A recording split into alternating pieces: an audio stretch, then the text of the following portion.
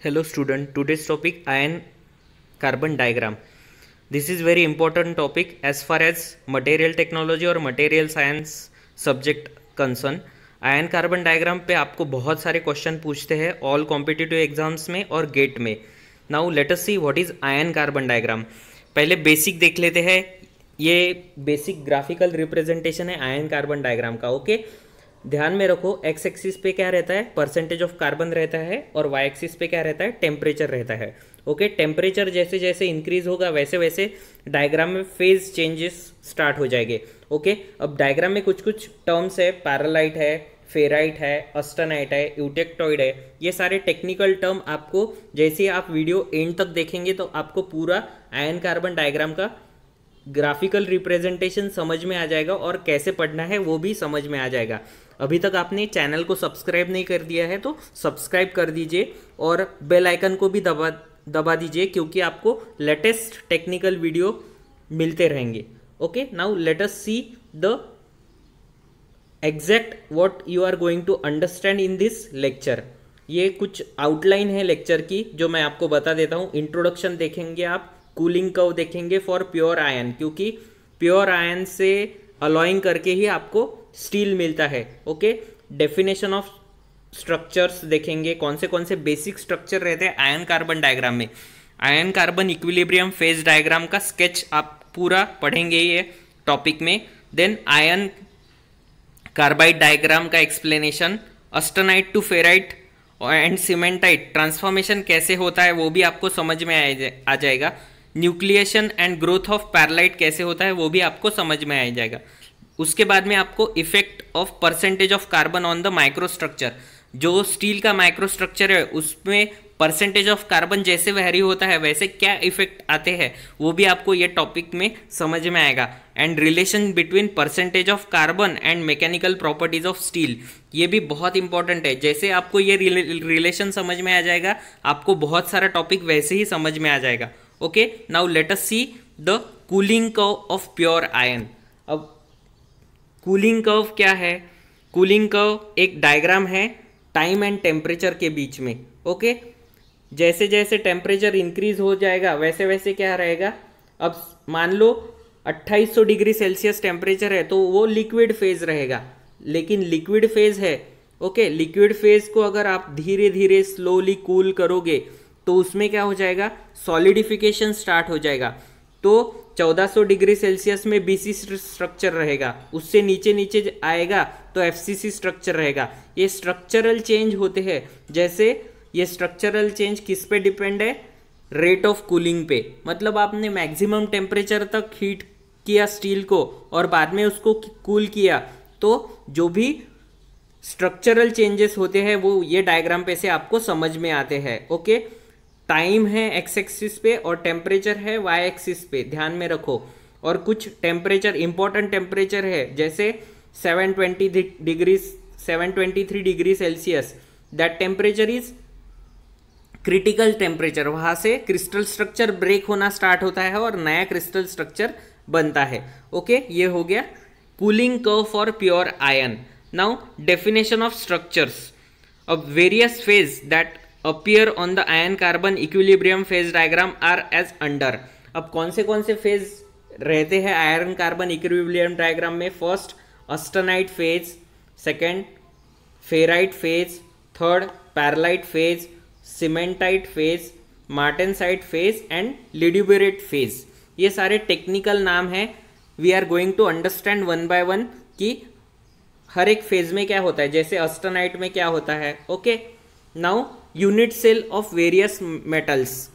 अब मैंने इसके पहले क्रिस्टलोग्राफी का लेक्चर लिया था, उसमें आपको बताया था कि बीसीसी क्या है, एफसीसी क्या है. तो unit cell of various metal of, ये फिगर ध्यान से देखो आप. The unit cell for austenite, A first वाली फिगर जो है that is unit cell of austenite. B ferrite का यूनिट सेल है. सी मार्टेनसाइट का यूनिट सेल है. Okay the effect of percentage of carbon by weight on the lattice dimension for martensite is as shown in figure. Okay जैसे जैसे percentage of carbon change होता है वैसे वैसे उसके माइक्रोस्ट्रक्चर में क्या चेंजेस होते हैं वो ये तीनों डायग्राम में दिखाया है। अब यहाँ पे एक नोट भी दी है, atoms and the increase in a dimension of carbon with increasing carbon content. Thus, the unit cell of martensite is the shape of rectangular prism. Okay, जो यूनिट सेल ऑफ मार्टेनसाइट है उसका shape कैसा है? Rectangular prism जैसा है। Now microstructure of different phases of steel. अब ये ए diagram different microstructure की है, बी डायग्राम डिफरेंट माइक्रोस्ट्रक्चर की है, सी डायग्राम डिफरेंट माइक्रोस्ट्रक्चर की है और डी भी डिफरेंट माइक्रोस्ट्रक्चर की है। ये सारे डायग्राम के माइक्रोस्ट्रक्चर क्यों दिए हैं यहाँ पे? क्योंकि आपको समझ में आना चाहिए कि जैसे जैसे माइक्रोस्ट्रक्चर चेंज होता है वैसे प्रॉपर्टीज चेंज होती है, परसेंटेज ऑफ कार्बन चेंज होता है। Now definition of structure. Ferrite is known as alpha solid solution. Ferrite को क्या बोलते हैं? Alpha solid solution. It is an interstitial solid solution of a small amount of carbon dissolved in BCC ion, stable from ion below 912 degree Celsius. The maximum solubility is 0.025% carbon at 723 degree Celsius and it is dissolved only at 0.08% of carbon at a room temperature. अब ferrite को क्या बोलते हैं? Alpha solid solution. उसका temperature कितना है? 723 degree Celsius और dissolve कितना होता है? Only 0.08% of carbon eight room temperature. It is the softest structure that appear on the diagram. ये सबसे सॉफ्ट स्ट्रक्चर है, वो डायग्राम पे अपीयर होता है। Now definition of structure. Ferrite average properties are tensile strength 40,000 psi, elongation 40% in 2 inch, 40% in 2 inch, hardness Rockwell C0 और Rockwell B90। अब ये हार्डनेस टेस्ट है, रॉकवेल हार्डनेस टेस्ट में इसका कितना रीडिंग है वो दिया है। ये हो गया first phase that is ferrite. Now definition of structures. Pearlite. Now let us see pearlite क्या है। Pearlite is the eutectoid mixture containing 0.80% of carbon and is formed at 723 degrees Celsius on very slow cooling. It is very fine petal like or lamellar mixture of ferrite and cementite. The white ferritectic background or matrix contain thin plates of cementite. Okay, ये microstructure दिया है उसका diagram में। ये हो गया पैरालाइट। पैरालाइट में क्या क्या रहता है? Average properties, tensile strength 1,20,000 psi, elongation 20% इन 2 इंच। देखो एलोंगेशन यहाँ पे कंपैरेटिवली कम हो गया है। हार्डनेस रॉकवेल हार्डनेस टेस्ट पे उसका रीडिंग है। ये हो गया पैरालाइट। नेक्स्ट है austenite. Austenite is an interstitial solid solution of carbon dissolved in FCC ion. Maximum solubility 2% of carbon at 1130 degree Celsius, 1130 degree Celsius. इसके पहले फेज में क्या था?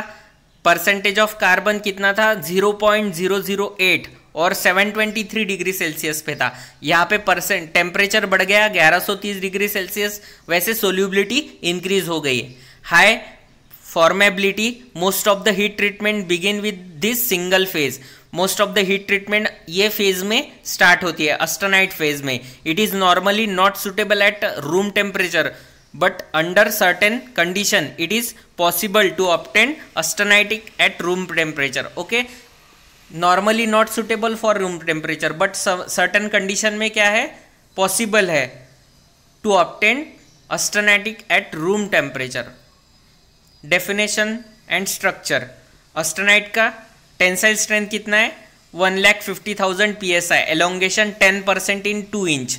अब देखो एलोंगेशन डिक्रीज हो रहा है, हार्डनेस इंक्रीज हो रहा है, हार्डनेस इंक्रीज हो रहा है, टफनेस भी इंक्रीज हो रहा है। मतलब जैसे परसेंटेज ऑफ कार्बन इंक्रीज होता है वैसे वैसे फेज चेंज होता है और एलोंगेशन कम होता है, हार्डनेस इंक्रीज होता है, टफनेस इंक्रीज होता है। Now next cementite. सीमेंटाइट और उसे क्या बोलते हैं? Iron carbide is very hard brittle intermetallic compound of iron and carbon. कैसा है? इंटर मेटेलिक कंपाउंड है, किसका? आयन एंड कार्बन का। इसे Fe3C भी बोलते हैं। Content 6.7% of carbon, 6.7% of carbon dissolve हो सकता है इसमें, मतलब maximum amount of carbon dissolve हो सकता है सीमेंटाइट में। It is the hardest structure that appear on the diagram. ये हार्डेस्ट स्ट्रक्चर है जो डायग्राम पे अपीयर होता है। Exact melting point unknown, exact melting point अभी भी डिस्कवर नहीं किया है, अननोन है। It's crystal structure is orthorhombic. इसका क्रिस्टल स्ट्रक्चर कैसा है? ऑर्थ्रोरोम्बिक है। ये देखो ऑर्थ्रोरोम्बिक, ये ऐसे क्वेश्चन आपको कॉम्पिटिटिव एग्जाम में पूछते हैं। Low tensile strength approximately 5000 psi, but high compressive strength, high compressive strength है इसका। ओके, डेफिनेशन ऑफ स्ट्रक्चर में नेक्स्ट है ledeburite. Ledeburite is the eutectic mixture of austenite and cementite. Ledeburite क्या है? मिक्सचर है किसका? ऑस्टेनाइट एंड सीमेंटाइट का। It contain 4.3% of carbon and is form at 1130 degree Celsius. कहाँ पे फॉर्म होता है ये, या कहाँ पे मिलता है डायग्राम पे? 1130 डिग्री सेल्सियस पे। एंड परसेंटेज ऑफ कार्बन कितना है? 4.3% of carbon. Martensite, a super structured solid solution of carbon in ferrite. Martensite किसे बोलते हैं? A super structure solid solution of carbon in ferrite. It is form when steel is cooled so rapidly. मैंने बताया था आपको quenching, quenching जब करते हैं मतलब steel is slowly so rapidly. ये जो लाइन है इसका मीनिंग क्या है? स्टील इज कूल्ड रैपिडली मतलब क्या करना है? क्वेंच करना है। Okay, the change from austenite to pearlite is form. Okay, that phase जो फास्ट कूलिंग से बनता है that is martensite. The interstitial carbon atoms distort the BCC ferrite into BC tetragonal structure BCT responsible for the hardness of quenched steel। मतलब यहाँ पे fast cooling करने से पूरा स्ट्रक्चर ही चेंज हो जाता है। BCC होने वाला था लेकिन कौन सा बन जाता है? BCT। ओके, टेट्रागोनल स्ट्रक्चर बनता है मतलब हार्ड बन जाता है। दैट्स वाई मार्टेनसाइट इज, आपको मार्टेनसाइट मिलना है तो आपको फास्ट कूलिंग करना है मतलब क्वेंचिंग करना है।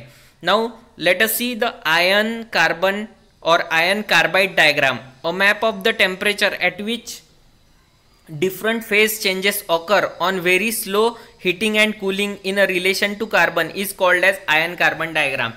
ये definition है iron carbon diagram का। क्या है? A map of temperature, a map of the temperature at which different phase changes occurs on a very slow heating and cooling in a relation to carbon is called as iron carbon diagram। ये definition ध्यान में रखो। Ion carbon diagram shows the type of alloy form. Ion carbon diagram आपको क्या shows करती है? Type of alloy form, कौन से अलॉय फॉर्म हुए। बाद में प्रॉपर हीट ट्रीटमेंट टेम्परेचर भी आपको अगर पता करना है तो आपको आयन कार्बन डायग्राम ही देखना पड़ेगा। नेक्स्ट क्या बताती है? How the properties of steel and cast iron can be radically change by heat treatment. आपको हीट ट्रीटमेंट के टॉपिक में मैंने बताया था कि कैसे आप हीट ट्रीटमेंट का यूज करके properties of steel and cast iron radically change कर सकते हैं। ये सारा आपको पता करना है तो आपको आयन कार्बन डायग्राम अच्छे से समझ में आना चाहिए और आयन कार्बन डायग्राम आपको पढ़ते भी आने चाहिए। Now various features of iron carbon diagram. क्या क्या रिएक्शंस होती है आयन कार्बन डायग्राम में, ये दिया है। लिक्विड प्लस कौन सी 3 रिएक्शन होती है ये यहाँ पे दिया है। BCC structure paramagnetic, BCC structure ferromagnetic. मतलब स्टील कहाँ पे मैग्नेटिक प्रॉपर्टीज बिहेव करता है, कहीं कहीं पे नॉन मैग्नेटिक बिहेव करता है, कहीं पे डक्टाइल है, कहीं पे हार्ड है। ओके, कहीं पे ज़्यादा सोल्युबिलिटी है कार्बन की, कहीं पे कम है। ये सारा आपको, ये वेरियस फीचर्स है आयन कार्बन डायग्राम के जो आपको डायग्राम पे से समझ में आते हैं। टोटल 3 फेज रिएक्शन होती है आयन कार्बन डायग्राम में। First phase reaction peritectic at 1490 degree Celsius with percentage of carbon और ऑलमोस्ट नॉन इंजीनियरिंग इंपॉर्टेंस। ये नॉन इंजीनियरिंग इंपॉर्टेंस क्यों लिखा है? क्योंकि इंजीनियरिंग इंपॉर्टेंस में कोई प्रॉपर्टी बनती नहीं। सेकेंड है eutectic at 1130 degree Celsius with 4.3% of carbon alloy called as cast iron. अब कास्ट आयन कहाँ पे बनता है? 1130 डिग्री सेल्सियस पे and 4.3 maximum percentage of carbon, उसे क्या बोलते हैं? Cast iron. ये इंजीनियरिंग में यूज में है। नेक्स्ट है eutectoid at 723 degree Celsius. Eutectoid कहाँ पे बनता है? 723 degree Celsius percentage of carbon में। Okay, 0.8% of carbon. 2 phase mixture. अब यूटेक्टॉइड में कौन से 2 फेज का मिक्सचर है? Ferrite and cementite. Ferrite and cementite उसे क्या बोलते हैं? They are steel. मतलब आपको स्टील एंड कास्ट आयन में परसेंटेज के बेसिस पे डिफरेंस समझ में आ जाएगा। मतलब कास्ट आयन स्टील से ज्यादा स्ट्रॉन्ग है, ज्यादा स्ट्रेंथ ज्यादा है। Now how to read the FEC phase diagram? ये सबसे इंपॉर्टेंट क्वेश्चन है। आपको ये डायग्राम रीड कैसे करना है? अब यहाँ पे जैसे 0 to 2% ऑफ कार्बन है, तो वो ये जो रीजन है, ये रीजन में क्या है? पूरा स्टील है। आपको ऐसे रीड करना है। ओके, अब यहाँ पे स्टील है, यहाँ पे टेम्परेचर कितना है? 1130 डिग्री सेल्सियस तक।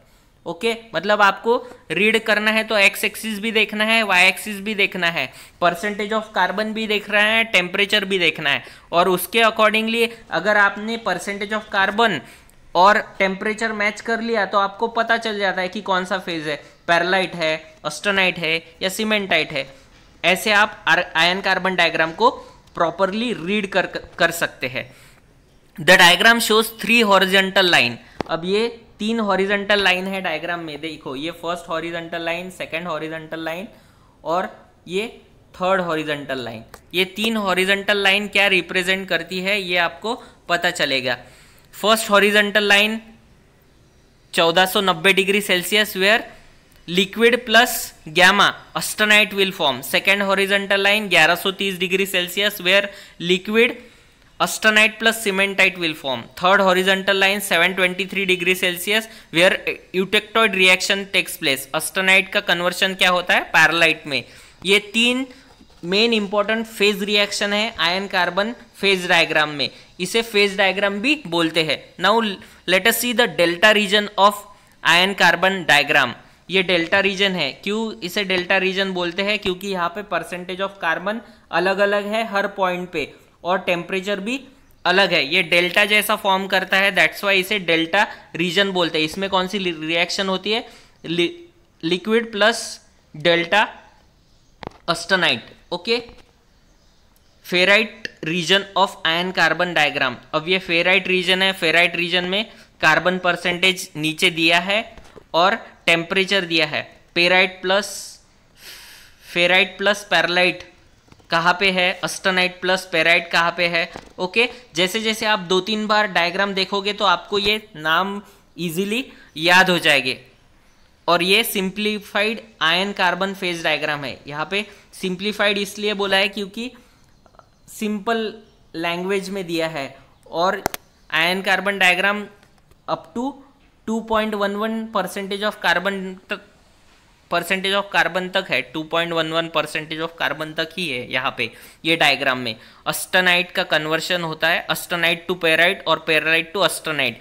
बोथ डायरेक्शन में रिएक्शन दिए है, मतलब टेम्परेचर जैसे वैरी करोगे वैसे बोथ डायरेक्शन में रिएक्शन होगी। अब ये डिफरेंट माइक्रो स्ट्रक्चर दिए है। माइक्रो स्ट्रक्चर जैसे जैसे डायग्राम का डिफरेंट रीजन है वैसे माइक्रो स्ट्रक्चर डिफरेंट दिया है। ये आपके अंडरस्टैंडिंग के लिए डायग्राम डाला ही है कि सपोज आपने एक्स एक्सिस पे परसेंटेज लगा लिया, वाई एक्सिस पे टेम्परेचर लगा लिया, तो आप वो पर्टिकुलर रीजन में कौन सा स्ट्रक्चर दिखेगा ये डायग्राम पे, FEC डायग्राम पे दिया है। In order to understand the transformation process, आपको क्या करना है ट्रांसफॉर्मेशन समझने के लिए? Consider a steel of eutectoid composition 0.8% of carbon being slowly cooled along the line XX dash. At the upper temperature only austenite is present with the 0.8% of carbon being dissolved in solid solution with the FCC. When the steel cool through 723 degree Celsius, several changes occur simultaneously. अब ये जो भी changes है होते हैं वो आपको observe करने हैं. The iron wants to change crystal structure from the FCC to the BCC, but the ferrite can only contain 0.02% of carbon in solid solution. The excess carbon is rejected and forms the carbon rich known as cementite. तो ये ऐसा phase change होता है. Okay, paralytic structure. The net reaction at the eutectoid is form of paralytic structure. Since the chemical separation occurs entirely within the crystalline solid, the resultant structure is fine mixture of ferrite and cementite. Okay, paralytic reaction में क्या होता है, finally mixture of ferrite and cementite मिलता है. Okay, अब grain growth मैंने बताया था. अब ये schematic picture of formation of growth of pearlite कैसे होती है.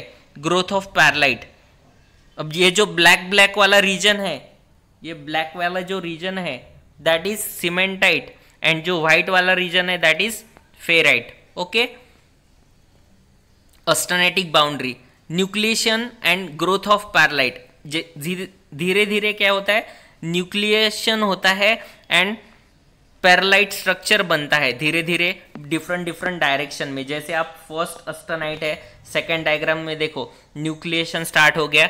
ओके, न्यूक्लिएशन से न्यूक्लिएशन बढ़ रहा है थर्ड डायग्राम में, फोर्थ में, फिफ्थ टू सिक्स्थ का कन्वर्शन देखो. न्यूक्लिएशन कैसे होता है एंड ग्रोथ ऑफ पैरालाइट कैसे होती है. Okay, now let us C hypoeutectoid steel having less than 0.8% of carbon are called as a hypoeutectoid steel. किसे कहते हैं, 0.8% से भी लेस अगर परसेंटेज ऑफ कार्बन है तो उसे क्या बोलते हैं, hypoeutectoid steel. Consider the cooling of typical hypoeutectoid alloy along with the line YY dash. At the high temperature the material is entirely austenite. Upon cooling it enters a region where the stable phase are ferrite and austenite. The low carbon ferrite nucleates and grows leaving the remaining austenite reaches in carbon. अब hyper इलेक्ट्रॉइड steel और हाइपोइटेक्टॉइड steel में क्या difference है. Hypoeutectoid steel कितना है, 723 degree Celsius पे है. Okay, remaining austenite will have assumed the eutectoid comparison and further cooling transformation to perlite. The resulting structure is a mixture of primary or pro-eutectoid ferrite. Okay, तो दोनों के crystal structure में कैसा difference है, हाइपोइटेक्टॉइड and hyper eutectoid में क्या difference है, ये यहाँ पे आपको बताया है. As the carbon rich phase nucleates and growth, the remaining austenite decreases in carbon content, again reaching the eutectoid composition at 723 degree Celsius. अब यहाँ पे जो भी रिएक्शन है वो कैसी है, दोनों डायरेक्शन में है. मतलब जैसे टेम्परेचर इंक्रीज करोगे वैसे एक रिएक्शन होगी, जैसे ही कूलिंग करोगे वैसे ही उसका रिवर्स होगा. The austenitic transformation to perlite upon slow cooling through the eutectoid temperature. The resulting structure consists of primary cementite and perlite. The continuous network of primary cementite will causes the material to be extremely brittle. Okay? अब ये microstructure दिया है hypoeutectoid steel का, showing primary cementite along grain boundaries pearlite. The austenitic to ferrite. Okay, austenite to ferrite. It should be noted that the transition as discussed are for equilibrium condition. ये transition क्यों होता है, transitions क्यों होते हैं, for equilibrium condition. That's why iron carbon diagram को equilibrium diagram भी बोलते हैं. Upon slow heating, the transitions will occur in the reverse manner. मतलब reverse manner में भी transitions होते हैं. When the alloys are cooled rapidly, entirely different results are obtained since sufficient time may not be provided for the normal phase reaction. अब sufficient time provide करना normal phase reaction के लिए मतलब क्या, slowly room temperature पे cool करना, और rapid cooling मतलब क्या, quench करना. तो रैपिड कूलिंग से क्या बनता है, हार्ड बनता है स्ट्रक्चर, ओके, मार्टेसाइट बनता है। In this cases the equilibrium phase diagram is no longer valid tool for engineering analysis. Rapid cool processes are important in the heat treatment of steel. Rapid cooling किस में important है, heat treatment of steel में rapid cooling most important है। अब यहाँ पे phase देख लो और क्रिस्टल स्ट्रक्चर देख लो। फेराइट है तो बीसीसी स्ट्रक्चर रहेगा, सॉफ्ट, डक्टाइल एंड मैग्नेटिक, ये प्रॉपर्टीज रहेंगी। अस्टेनाइट है तो एफसीसी रहेगा, soft, moderate strength and non magnetic properties रहेंगी। सीमेंटाइट है तो compound of iron and carbon कैसे रहेगा, कैरेक्टरिस्टिक्स हार्ड एंड